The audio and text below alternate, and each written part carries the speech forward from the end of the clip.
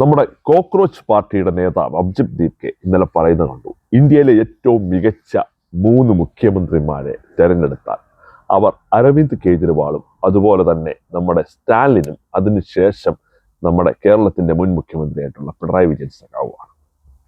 അദ്ദേഹം ഇത് പറയുന്നതിനകത്ത് എന്ത് ലോജിക്കുണ്ട് എന്ന് ചോദിച്ചാൽ എനിക്കതിൻ്റെ ലോജിക്ക് മനസ്സിലായിരുന്നില്ല. കാരണം ഈ 3 മുഖ്യമന്ത്രിമാർ അവരുടെ പ്രവർത്തനത്തിലെ മേന്മകളോ മോശമായ കാര്യങ്ങളോ ഒന്നും ഞാനിവിടെ ചർച്ച ചെയ്യാൻ തയ്യാറാകുന്നില്ല.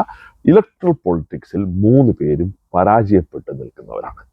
അതിലൊരു മുഖ്യമന്ത്രി, അദ്ദേഹത്തിൻ്റെ 2 മുഖ്യമന്ത്രി അവരുടെ സിറ്റിംഗ് നിയമസഭാ മണ്ഡലത്തിൽ, അതായത് അവർ മത്സരിച്ച് ജയിച്ചുകൊണ്ടിരുന്ന അവരുടെ സിറ്റിംഗ് നിയമസഭാ മണ്ഡലത്തിൽ വരെ പരാജയപ്പെട്ട് ഒരു MLA പോലും അല്ലാതെ തുടരുന്നു. അതായത് ഇന്ത്യയിലെ മികച്ച 3 മുഖ്യമന്ത്രിമാരെന്ന് കോക്രോച്ച് പാർട്ടി ജനങ്ങളുടെ മുന്നിലേക്ക് വെക്കുന്ന ഈ 3 മുഖ്യമന്ത്രിമാർ ഇന്ത്യയുടെ ഇലക്ട്രൽ പൊളിറ്റിക്സിനകത്ത് കഴിഞ്ഞ ഒരു 1-2 വർഷത്തിനുള്ളിൽ, 1-2 വർഷമല്ല, 1 വർഷത്തിനുള്ളിൽ തന്നെ പരാജയപ്പെട്ടവരാണ്. അപ്പോൾ ഇന്ത്യൻ രാഷ്ട്രീയം പരാജിതരുടെ ഒപ്പമാണോ അതോ വിജയിക്കുന്നവരുടെ ഒപ്പമാണോ എന്ന് ചോദിച്ചാൽ അഭിജിത് ദീപ്കയ്ക്ക് ഉത്തരമില്ല. അപ്പോൾ നമുക്ക് ഈ കോക്രോച്ച് പാർട്ടി എങ്ങനെ ഉദയം ചെയ്തു എന്നതിനുള്ള ഉത്തരം നമുക്ക് ലഭിച്ചു. അദ്ദേഹവും അദ്ദേഹത്തിന്റെ കൂട്ടാളികളും നമ്മുടെ അരവിന്ദ് കെജ്രിവാൾ ഇന്ത്യയിൽ വിപ്ലവം സൃഷ്ടിക്കുമെന്നും ഇന്ത്യയുടെ പ്രധാനമന്ത്രിയാകുമെന്നും ഒക്കെ ആഗ്രഹിച്ചും വിശ്വസിച്ചു വരുന്നവരാണ്. അവിടെയാണ് അദ്ദേഹത്തിന്റെ പാർട്ടി പരാജയപ്പെടുന്നത്. അതായത് അവരുടെ നേതാവ് തന്നെ അവരുടെ നിയമസഭാ മണ്ഡലത്തിൽ പരാജയപ്പെടുന്ന അവസ്ഥയുണ്ടായി. അപ്പോൾ ഇന്ത്യയിൽ ഇനി ആപ്പ് എന്ന് പറഞ്ഞു നടന്നാൽ ഇപ്പോൾ ഒരു സംസ്ഥാനം എന്ന നമ്മുടെ പഞ്ചാബ് ഭരിക്കുന്നുണ്ട്. അടുത്ത നിയമസഭാ തെരഞ്ഞെടുപ്പോടുകൂടി പഞ്ചാബിലും അവരുടെ ഭരണം അവസാനിക്കുവാനുള്ള എല്ലാ സാധ്യതയും കാണുന്നുണ്ട്. കാരണം അവിടുത്തെ മുഖ്യമന്ത്രിയുടെ ഭാര്യ തന്നെ ബലാത്സംഗ കേസ് ഒത്തുതീർപ്പാക്കുവാനായി കൈക്കൂലി ചോദിച്ചത് പുറത്തു വന്ന് നിൽക്കുവാണ്. ഇത്രയും നാണം കെട്ട വേറെ ഒരു മുഖ്യമന്ത്രിയുടെ ഭാര്യ, അതും ബലാത്സംഗ കേസ് ഒത്തുതീർപ്പാക്കുവാൻ 5 കോടി രൂപ ആവശ്യപ്പെട്ടത് പുറത്തു വന്ന് ചർച്ച ചെയ്യപ്പെട്ട് നിൽക്കുമ്പോൾ ഇനിയും ആപ്പ് എന്ന് പറഞ്ഞാൽ ഈ രാജ്യത്ത് ഇനി ഭരണം പിടിക്കാനോ ഒരു സംസ്ഥാനം ഭരിക്കാനോ ഒന്നും കഴിയുന്ന സംവിധാനമല്ല എന്ന് അദ്ദേഹത്തിന് ബോധ്യപ്പെട്ടു.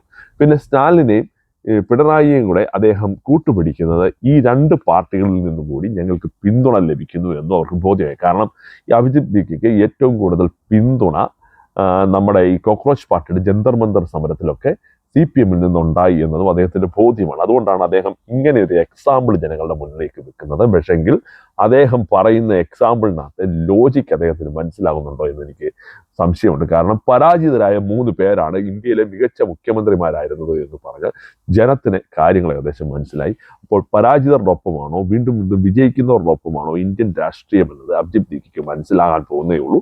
അഭിജിത് ദീപ്ക ഇപ്പൊ ബ്രിക്സ് ഉച്ചകോടിയൊക്കെ നടക്കാൻ പോകുമ്പോൾ ഇന്ത്യയിൽ ഇച്ചിരി കലാപമൊക്കെ ഉണ്ടാക്കി ലോകത്തിന്റെ മുന്നിൽ ചെറിയ രീതിയിൽ ഇന്ത്യയെ ഒന്ന് ഷേഡിയാക്കാം എന്നുള്ള രീതിയിൽ ഇപ്പം നമ്മുടെ ഡൽഹിയിലെ പോലീസ് സ്റ്റേഷനിലേക്കൊക്കെ മാർച്ചും ഒക്കെ വെച്ച് പുള്ളി വരുന്നുണ്ട്. സ്വാഭാവികമായിട്ടും ഒരു രാഷ്ട്രീയ സംഘടനയായി രജിസ്റ്റർ പോലും ചെയ്യാത്ത ഒരു സംവിധാനം, ആ രാജ്യസുരക്ഷയെ ബാധിക്കുന്ന വിഷയങ്ങളുണ്ടെന്ന് ഇന്ത്യയുടെ രഹസ്യാന്വേഷണ വിഭാഗങ്ങൾ തന്നെ റിപ്പോർട്ട് നൽകിയിരിക്കുന്ന ഒരു സംവിധാനം ഡൽഹിയിൽ ഇങ്ങനെ ഒരു മാർച്ച് സംഘടിപ്പിക്കാൻ പോകുമ്പോൾ ഈ മാർച്ച് നടത്താനുള്ള പെർമിഷൻ എടുക്കണോ അതോ കായികമായി തന്നെ ഈ മാർച്ചിനെ നേരിടണോ എന്നത് കേന്ദ്ര സർക്കാരിനെ തീരുമാനിക്കാം. പക്ഷെങ്കിൽ അഭിജിത് ദീപ്കയുടെ മുന്നിൽ പരാജയപ്പെട്ടു പോയാൽ നിങ്ങൾ ഇന്ത്യൻ രാഷ്ട്രീയത്തിന് മുന്നിൽ പരാജയപ്പെട്ടു എന്നതാണ്.